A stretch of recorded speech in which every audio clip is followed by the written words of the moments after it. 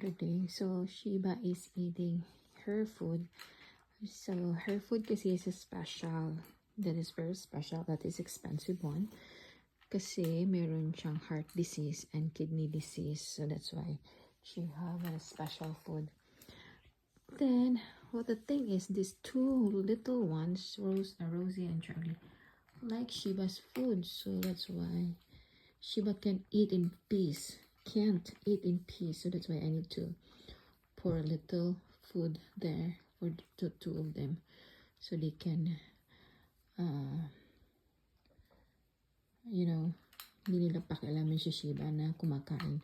Because if they will get into Shiba's plate. So that's why I spread a little there for them to eat. Now they're done, they will go to Shiba's plate. See that, Charlie?